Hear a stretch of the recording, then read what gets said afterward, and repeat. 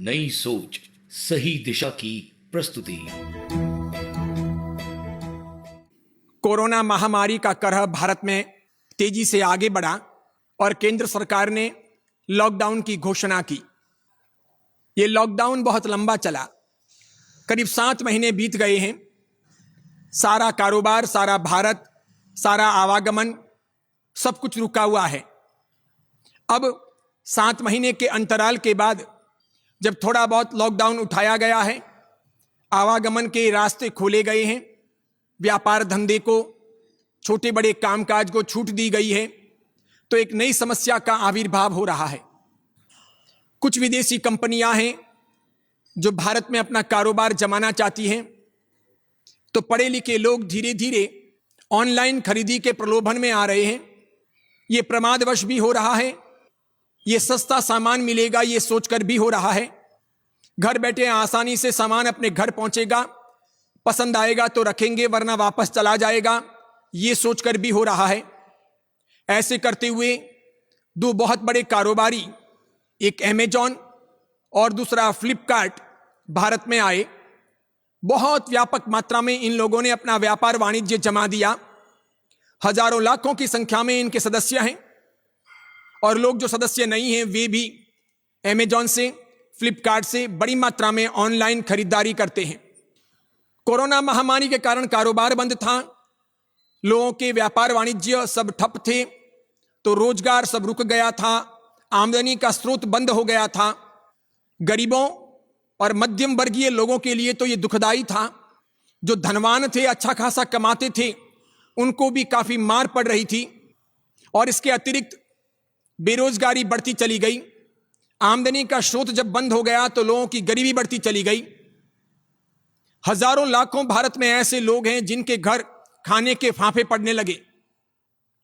लेकिन 6-7 महीने के बाद में जब ये लॉकडाउन समाप्त किया गया है और वापस कारोबार धीरे धीरे प्रारंभ हो रहे हैं, व्यापार वाणिज्य पटरी पर आ रहा है, तो इस बीच में ये त्योहारों की सीजन को, त्योहारों के मौसम को प्राप्त करके अमेजॉन ने, फ्लिपकार्ट ने नाना प्रकार के डिस्काउंट ऑफरें की है।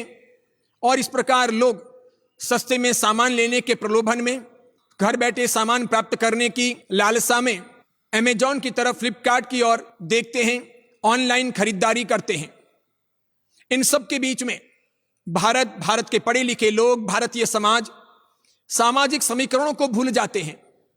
वैसे मैं एक जैन साधु हूं, व्यापार से मेरा कोई लेना देना नहीं, व्यापार की बातें करना मेरा उद्देश्य नहीं, लेकिन समाज में बैठा हूं। समाज के समीकरणों के साथ में साधु साध्वियों का भी लेना देना होता है।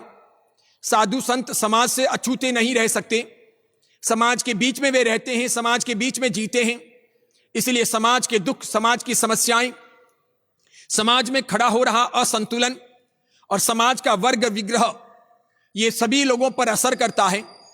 भारत का ये दुर्भाग्य है, भारतीय समाज का ये दुर्भाग्य है कि भारतीय समाज कभी ईस्ट इंडिया कंपनी के भारत आने के बाद धीरे धीरे गुलामी की गर्त में चला गया था।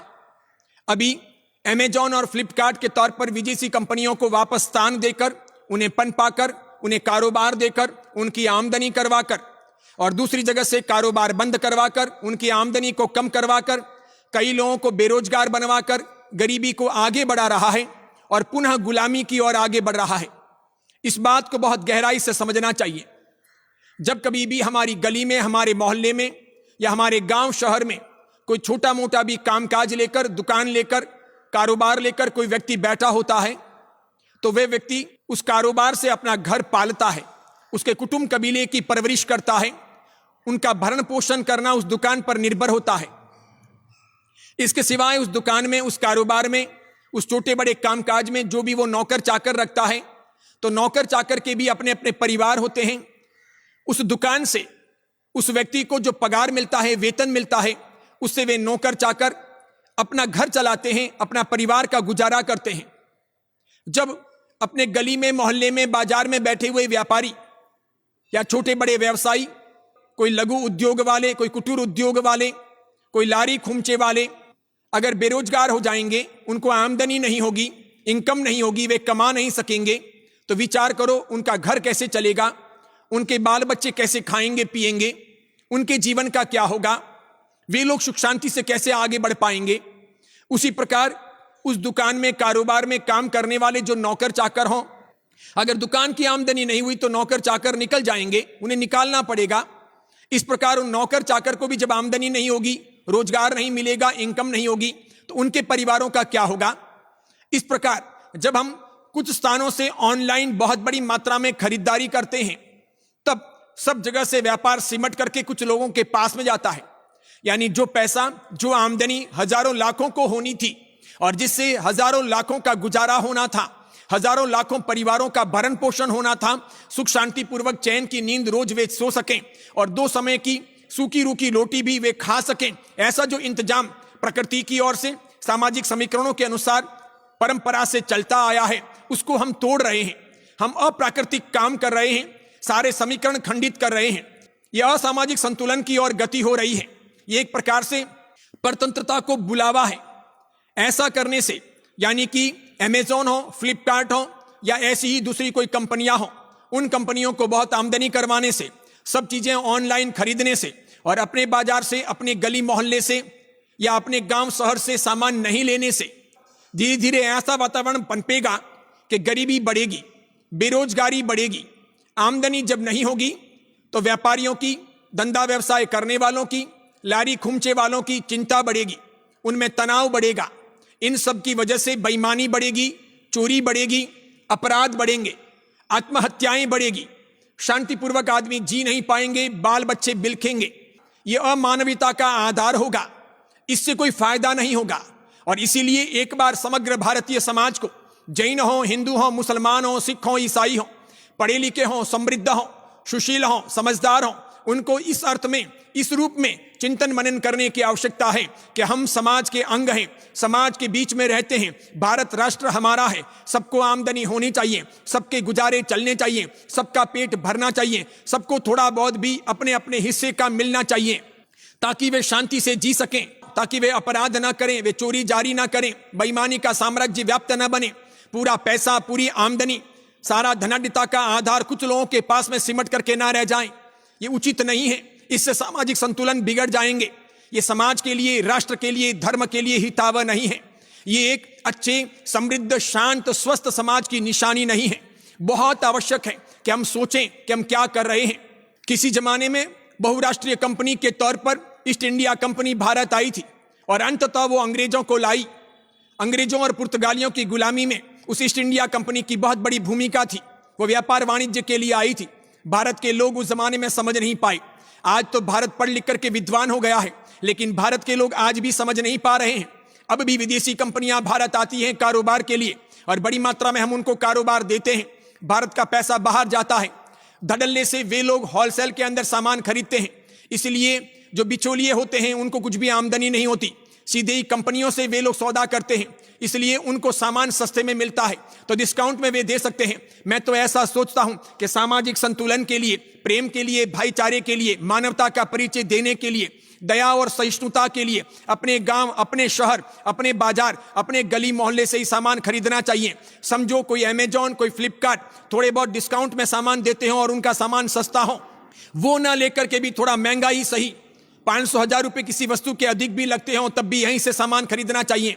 अगर कपड़ा है, किराना है, साग सब्जी है, दूध है, अन्य खाने पीने की चीजें हैं, कॉस्मेटिक्स हैं, इलेक्ट्रॉनिक्स वस्तुएं हैं, सौंदर्य प्रसाधन हैं, ये सब चीजें और अन्य अन्य वस्तुएं हैं, रेडीमेड गारमेंट्स हैं, ये सब भी जब हम वहीं से लेने लगेंगे तो फिर यहां बाजार में बैठे हुए लोग करेंगे क्या? वे कमाएंगे कैसे? उनका घर चलेगा कैसे? और भूलो ना कि कहीं ना कहीं आपकी उसमें सहभागिता है। आपका भी कोई कारोबार होगा, आपका भी कोई परिवार होगा, आपका भी छोटा बड़ा कोई धंधा व्यापार वाणिज्य होगा, छोटी मोटी नौकरी होगी। अगर आपके साथ में भी इस प्रकार की घटना घटेगी, वहां कोई ग्राहक नहीं आएंगे या आपकी नौकरी छूट जाएगी, आपका कारोबार अगर ठप हो जाएगा, आपका व्यापार अगर नहीं चलेगा, आपका लारी खुमचा अगर नहीं चलेगा, तो आप जियोगे कैसे? इसीलिए हम अगर दूसरों को जिलाएंगे तो दूसरे हमको जिलाएंगे। हम दूसरों को जीने के लिए आधार दें ताकि दूसरे हमको जीने के लिए आधार दे सकें। परस्पर उपग्रह करने जैसा है, परस्पर उपकार करने जैसा है और यह आवश्यक है। हम तो कैसा कर रहे हैं जो संस्कृति के विरोध में है, सभ्यता और संस्कारों के विरोध में है। ऐसी विदेशी कंपनियों को हम आमदनी करवा रहे हैं, और जो भारत के लोग हैं, शाकाहारी हैं, सभ्य हैं, सुशील हैं, अच्छे परिवारों के हैं, ईमानदार हैं, छोटा बड़ा कारोबार करके अपने जीवन का गुजारा चलाते हैं, उनको सपोर्ट नहीं कर रहे। ऐसा करने से क्या होगा? अनीति बढ़ेगी, अन्याय बढ़ेगा, व्यभिचार बढ़ेगा, विदेशी कंपनियों का बोलबाला बढ़ेगा, उनका कारोबार बढ़ेगा। इस प्रकार वे लोग आकर के हम पर हावी होंगे, संस्कृति नष्ट होगी, संस्कारों का ह्रास होगा, मांसाहार को प्रभुत्व मिलेगा, शाकाहारी जीवन शैली खंडित हो जाएगी। इसीलिए किसी भी हालत में व्यक्तियों को ऑनलाइन खरीदारी नहीं करनी चाहिए। थोड़ा सह करके भी अपने गली से, अपने मोहल्ले से, अपने बाजार से ही सामान लेना चाहिए। थोड़ा बहुत जरूर आप बार्गेनिंग करवा सकते हो, थोड़ा बहुत कम करवा सकते हो। ना भूलो कि कोरोना की महामारी के लॉकडाउन में ये आसपास में रहने वाले व्यापारी आपके खरीदारी के लिए काम आए। तब तो ऑनलाइन सब कारोबार बंद था, कोई आपको सामान देने पहुंचाने वाला नहीं था। यहां पर एक जियो मार्ट के तौर पर भारत की कंपनी का भी मैं उल्लेख करना चाहूंगा। ऑनलाइन ये कंपनी आ जाने के बाद बहुत बड़ी मात्रा में इसकी भी आमदनी होने वाली है। कुछ कारोबारियों को इसका लाभ मिलने वाला है, लेकिन इसी वजह से बहुत सारे कारोबारियों पर असर होने वाली है। अलग अलग इलाकों में जियो मार्ट कंपनी अपने लिए कोई ना कोई दुकानें निर्धारित करेगी। जैसे ही आप ऑनलाइन उसके वहां बुकिंग करवाओगे तो वहां से वो आपके नजदीक में जो कोई भी लोकेशन के पास में जो कोई भी स्थान होगा वहां से वो डिलीवरी करवाएगी। तो वो आमदनी किनको होगी? वो आमदनी उस दुकानदार को होगी, थोड़ी आमदनी जियो मार्ट को होगी। यानी कि जो छोटे मोटे दुकानदार हैं उन सबको लाभ नहीं होगा। नहीं तो सबको थोड़ा बहुत सांस जलते जलते कुछ मिलता है, उतना संतोष लेकर के जाकर के वे शांतिपूर्वक घर में सोते हैं। यानी ये बड़ी कंपनियों का आना, समूह में व्यापार करना, बड़े बड़े मार्ट स्टोर लगाना और इस प्रकार कारोबार करना, जैसे जियो मार्ट दूध का व्यापार, ब्रेड का व्यापार, फल फ्रूट का व्यापार, सब्जियों का व्यापार भी करेगी। और सुनकर के आप आश्चर्य करोगे कि जरूर वे वैष्णव धर्मी हैं, श्रीनाथ जी संप्रदाय के हैं, अंबानी परिवार के लोग, जियो मार्ट के मालिक, लेकिन फिर भी वे मछली और अंडे भी बेचेंगे।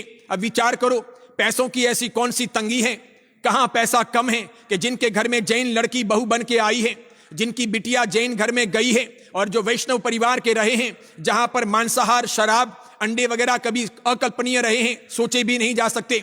अब उनको ऐसी कौन सी गरीबी आ गई या पैसों की ऐसी कौन सी आवश्यकता है कि उनको अपने जियो मार्ट जैसे में मछलियों को बेचना पड़े, अंडों को बेचना पड़े या नाना प्रकार की अन्य चीजें बेचनी पड़े। और इसीलिए एक सामाजिक समीकरण को बनाए रखने के लिए, समाज को शांति से जीने देने के लिए, सबके प्रति न्याय के लिए, किसी के प्रति अन्याय ना हो इसके लिए, ये मानवीय समाज मानवता पूर्वक शांतिपूर्वक जी सके, इसके लिए एक ध्येय होना चाहिए, लक्ष्य होना चाहिए, ऐसी सोच होनी चाहिए कि मैं अच्छी चीज खरीदूं, सस्ते भाव में लेने का प्रयत्न करूं, लेकिन जो कुछ भी लूं वो अपने आसपास से लूं, अड़ोस पड़ोस से लूं, बहुत दूर तक ना जाऊं, सबको आमदनी होने दूं, सबके जीवन का भरण पोषण करूं। एक मनुष्य होने के नाते, किसी समाज प्रांत का सदस्य होने के नाते, किसी धर्म का व्यक्ति होने के नाते मेरा दायित्व बनता है कि सबको जीने का अधिकार दूं। जियो और जीने दो, जियो और जिलाओ, दूसरों का भी भला करो तो अपना भला होगा, ये मानसिकता रखी जानी चाहिए और आगे बढ़ा जाना चाहिए। मैं आशा करता हूं आप सभी लोग सुज्ञजन सोचेंगे, समझेंगे, विचार करेंगे, विशेष करके युवक युवतियां सोचेंगे और हर हालत में ऑनलाइन हम ना खरीदें, जो कुछ बाजार में मिलता है वहीं से खरीद करके लाएं, ऐसा प्रयास करेंगे। आप सबको सद्बुद्धि मिले, अच्छी सोच मिले, इन कामनाओं के साथ में ओम शांति ही। आज इतना ही। आचार्य श्री विमल सागर सुरीश्वर जी महाराज जैन धर्म की श्वेतांबर मूर्ति पूजक तपागच्य शाखा के तेजस्वी श्रमण है। वे महान आचार्य श्री बुद्धि सागर सुरीश्वर जी महाराज साहिब की उज्जवल परंपरा के प्रभावशाली वंशज है। वे जिन शासन के सजग प्रहरी, युवाओं के जीवन शिल्पी, नए युग के कुशल पथ दर्शक, पंथ संप्रदायों की आपसी सद्भावना के उद्घोषक, समाज हित चिंतक, क्रांतिकारी विचारक, दीर्घदृष्टा, स्पष्ट व निडर ओजस्वी प्रवचनकार है। सोशल मीडिया के माध्यम से वे घर घर पहुंचे हैं। उन्होंने हजारों लाखों लोगों की जिंदगी बदली है। अगर आपको उनके वीडियो पसंद आए हो तो उन्हें लाइक कीजिए, शेयर कीजिए और आचार्य विमल सागर सूरी जी के नाम से चल रहे YouTube चैनल को सब्सक्राइब कर उसके पास रहे बेल के बटन को क्लिक कीजिए ताकि उनके नित नए वीडियो देखने का आपको अवसर मिल सके। विमल सागर सूरी जी के नाम से बने उनके फेसबुक पेज को भी लाइक कीजिए तथा नई सोच सही दिशा के नाम से बनी उनकी मोबाइल एप्लीकेशन आज ही प्ले स्टोर से डाउनलोड कर लीजिए। आइए हम सब मिलकर वैचारिक क्रांति का सूत्रपात करें। अपनी सोच बदले, दिशा बदले, दशा बदले।